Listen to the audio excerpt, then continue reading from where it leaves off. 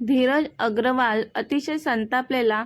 हा प्रताप समजतो काय स्वतःला? याने माझ्या होणाऱ्या बायकोशी जबरदस्ती लग्न केलं आणि आता तिच्यासोबत मजा करत आहे. बोलतच तो त्याच्या कारमध्ये बसतो. त्याला अतिशय संतापलेलं पाहून कारमध्ये त्याच्या बाजूला बसलेली टीना विचारते त्याला, धीरज काय झालं आणि कुठे गेलेलास एवढ्या घाईत? एवढा कोणावर संतापला आहेस तू? टीना, तुला सांगितलेलं मी त्या प्रतापला तुझ्या प्रेमात पाडून वेडा कर, पण नाही जमलं तुला ते. आणि आता मला विचारतेस एवढा का संतापला आहेस म्हणून? धीरज, मी प्रयत्न करीत आहे, पण तो प्रतापच माझ्याकडे येत नाही आता. मी स्वतःहून त्याला त्याच्या ऑफिसमध्ये भेटायला गेलेली. त्यावेळेस तिथे ती कोण मुलगी आली कुणास ठाऊक. तो तिच्याच मागे गेला तेही मी त्याच्यासमोर असताना. आता सध्या तरी प्रताप मला भाव देत नाही धीरज. टीना धीरजजवळ येत म्हणते, मी काय म्हणते धीरज, सोड ना त्या प्रतापचा विषय. तसा धीरज रागाने टीनाला स्वतःपासून दूर करतो. धीरज काय करतोस? धक्का का देत आहेस तू मला? त्या प्रतापने माझ्या होणाऱ्या बायकोसोबत जबरदस्ती लग्न केलं आणि तू सोड त्याला म्हणतेस? नॉनसेन्स. काय बोलत आहेस धीरज तू हे? तुझी होणारी बायको म्हणजे? टीना विचारते त्याला. धीरज, तू लग्न करणार होतास दुसऱ्याच मुलीसोबत आणि मी तुझ्यासाठी त्या प्रतापला माझ्या खोट्या प्रेमाच्या जाळ्यात अडकवू पाहत होती. म्हणजे तू माझ्याशी चिटिंग करत होतास धीरज? माझ्या पोटात वाढणारं आपलं बाळ, त्याचाही विचार नाही आला का तुझ्या मनात? दुसऱ्या मुलीसोबत लग्न ठरवताना तुला काहीच कसं नाही वाटलं धीरज? टीना धीरजजवळ जाऊन त्याची रागाने कॉलर पकडते. तुझ्यासारख्या घाणेरड्या कित्येकांसोबत रात्र घालवणाऱ्या मुलींसोबत कोण लग्न करणार आहे? मी फक्त तुझा माझ्या स्वार्थासाठी वापर करत होतो आणि प्रतापने लग्न केलेल्या त्या मुलीसोबत, ती शुभ्रा, मी लग्न करणार नव्हतो तिच्यासोबत.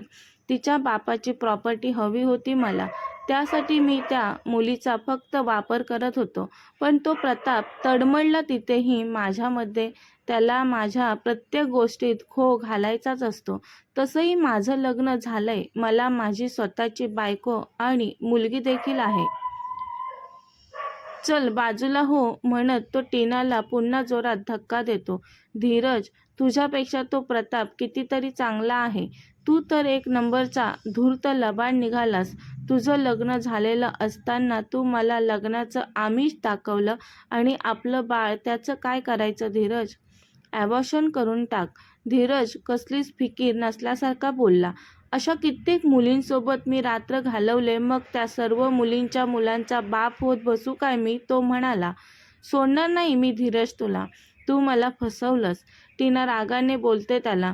तर धीरज रागाने दुसऱ्या बाजूने येऊन टीनाला जबरदस्ती त्याच्या कारमधून बाहेर खेचून कारमधून बाहेर काढतो. Get out my car and my life, Dheeraj बोलतो तिला. टीना रडत, धीरज, मी तुझ्यासाठी तुझ्या सांगण्यावरून खूप काही केलं आणि तू मलाच तुझ्या आयुष्यातून बाहेर काढत आहेस. खूप चुकीचा वागत आहेस तू माझ्यासोबत. याची शिक्षा तुला मी नक्कीच देणार. टीना मोठ्याने बोलत असते.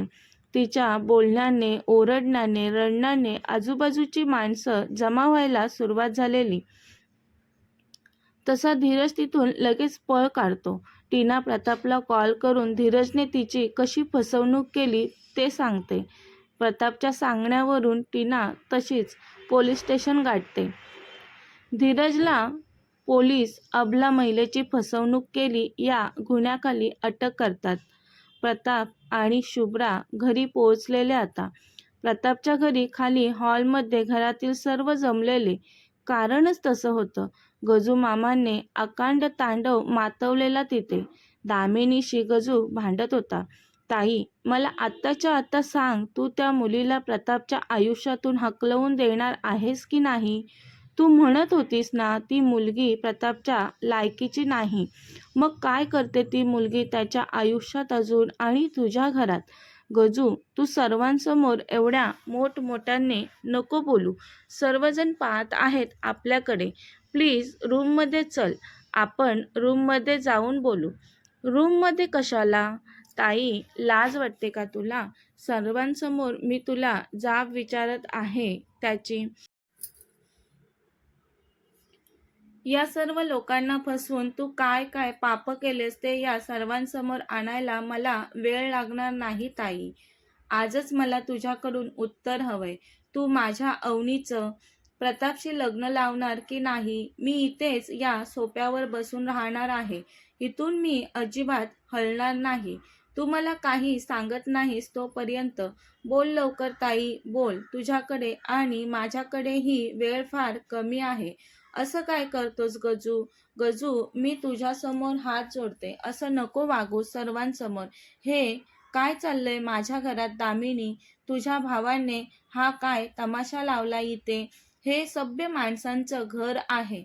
हे बघ दामिनी, मी तुला स्पष्टच सांगतो. तुझा भाऊ माझ्या घरात राहतो हे मला कधीच आवडलं नाही. पण तू प्रतापला सांगून त्याला इथे माझ्या इच्छेविरुद्ध ठेवून घेतलं आहेस, तर त्याने त्याची मर्यादा राखून राहायला हवं या घरात. समजव त्याला. बोलून आबा निघून जात असतात. तसा गजू बोलतो, अहो आबा, तुम्ही कोणाला मर्यादा शिकवायला सांगत आहात? ही माझी ताई. हिनेच सर्व मर्यादांचे उल्लंघन केलंय. तिलाच तुम्ही मला मर्यादा गजू बोलत असतो तर तेव्हा दारातून प्रताप आत येतो. मोठ्याने गजू मामावर ओरडतो, मामा काय बोलत आहेस रे तू हे? ज्या बहिणीने तुला राहण्यासाठी आसरा दिला, नोकरी दिली, तिच्याविषयी हे असं बोलताना लाज नाही वाटत मामा तुला? तू तिचे रोज सकाळी उठून पाय धरून आभार मानायला हवेस. ते काही न करता तू माझ्या मॉमशी इतकं उद्धट वागत आहेस मामा. असा कोणता डोंगर कोसळला तुझ्यावर? ते तू ही पातळी गाठलीस. माझ्यावर डोंगर कोसळला आहे की नाही ते माहीत नाही प्रताप, पण ही बाई तुझ्या आयुष्यात आल्यापासून तुझ्यावर खरंच डोंगर कोसळला आहे. हिच्या खोट्या प्रेमाला तुझ्यासारखा मुलगा बळी पडला याचं मला खरंच आश्चर्य वाटतं. ही बाई कधीच कोणावर प्रेम नाही करू शकत. हिचं तुझ्यावरचं प्रेम, माया सर्व काही खोटं आहे. खोटं, अशक्य आहे. प्रताप मोठ्याने ओरडतो आणि बोलतो, मामा तू शांत राहा, नाहीतर माझा हात उचलला जाईल तुझ्यावर. गजू बोलतो, मला त्याची पर्वा नाही प्रताप. प्रताप, ही बाई तू जिला मॉम म्हणतोस ती फक्त आणि फक्त पैशांवर प्रेम करते. तिला नातेसंबंध काय असतात, ते कसे निभवायचे असतात याच्याशी काही एक देणं घेणं नाही. मी तिच्यासाठी हिच्या सांगण्यावरून प्रताप तुझ्या खऱ्या मॉमला गजू बोलत असतो. तशी दामिनी बोलते, गजू काय बोलत आहेस हे तू? प्रताप, याचं काही ऐकू नकोस. दामिनी प्रतापला बोलते. परत गजू, तू काही काय बोलतो? शांत राहा. दामिनी तोंडाने आणि नजरेने गजूला दटावत असते. ताई, तू मला आता नाही थांबवू शकत. तू तुझा शब्द पूर्ण नाही करू शकलीस. ज्या तुझ्या एका शब्दासाठी मी तू केलेल्या सर्व पापांमध्ये तुझ्या बरोबरीने सहभागी झालो, पण आता नाही. आता ही तुझी पापं मला सर्वांसमोर आणायची आहेत आणि इतक्या वर्षांचा माझ्या डोक्यावरचा हा भार हलका करायचा आहे मला. दामिनी बोलते, पुन्हा प्लीज गजू, मी पाया पडते, हात जोडते तुझ्यासमोर, प्लीज शांत राहा. असं काहीही बोलू नकोस. मॉम बोलू देत ना मामाला. प्रताप दामिनीला म्हणतो, माझ्या खऱ्या मॉमविषयी काय सांगणार होतास मामा? सांग लवकर. प्रताप बोलतो. तसा गजू त्याच्या मोबाईलमधील व्हिडिओ ऑन करून प्रताप समोर धरतो. प्रतापच्या मुठी तो व्हिडिओ पाहून आपसूक आवळल्या जातात आणि इकडे दामिनीला भीतीने कापरं भरलेलं.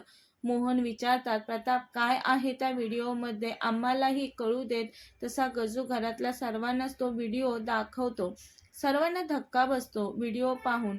गजू मामा बोलतो, प्रताप, तुझ्या डॅडला या बाईचं सत्य कळलेलं. ते तिला घराबाहेर काढणारच होते, तर त्या दिवशी त्यांच्या खाण्यातून हिने घरच्या मेडला हाय पॉवर ड्रग्ज द्यायला सांगितलं.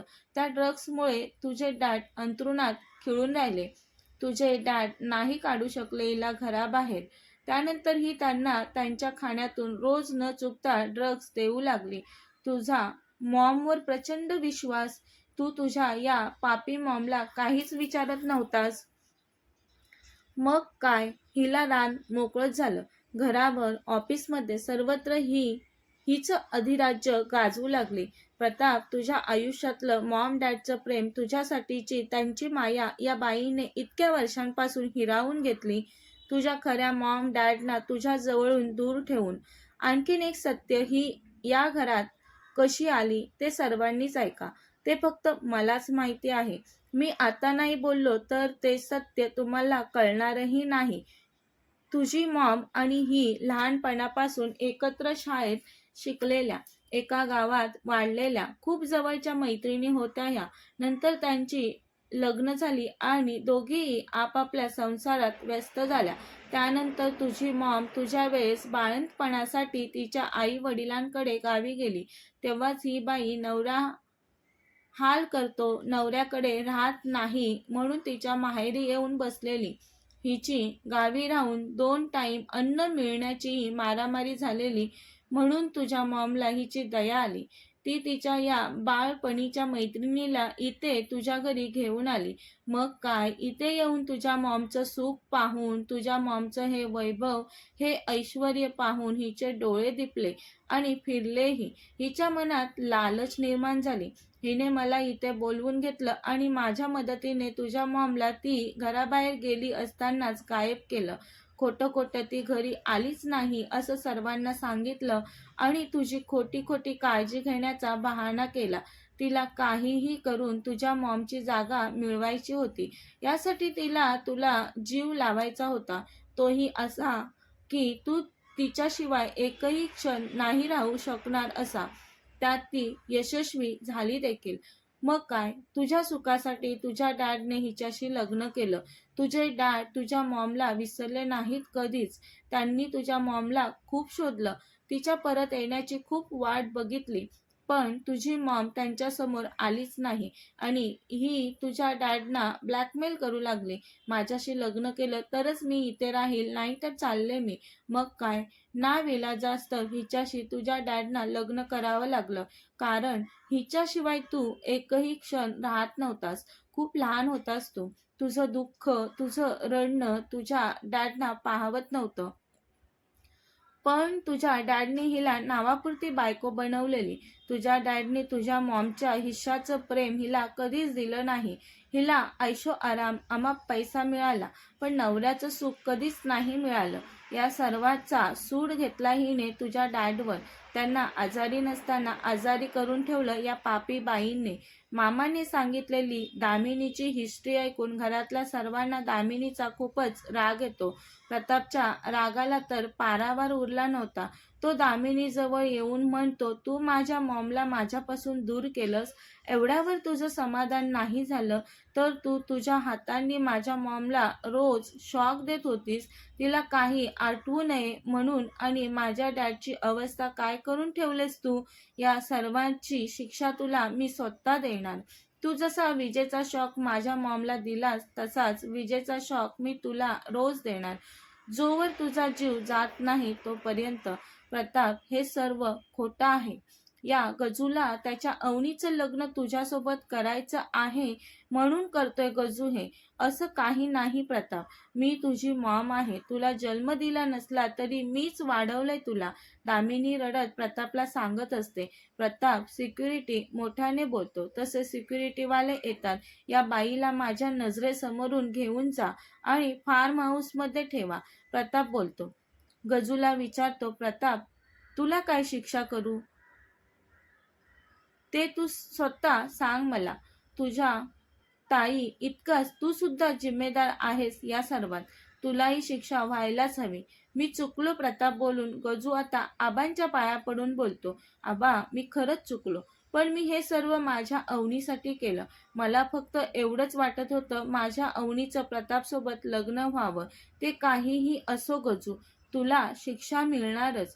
त्याआधी प्रतापची मॉम नम्रता कुठे आहे तिथे घेऊन चल आम्हाला. गजू म्हणतो, आबा, त्या आपल्याच बंगल्यात आहेत.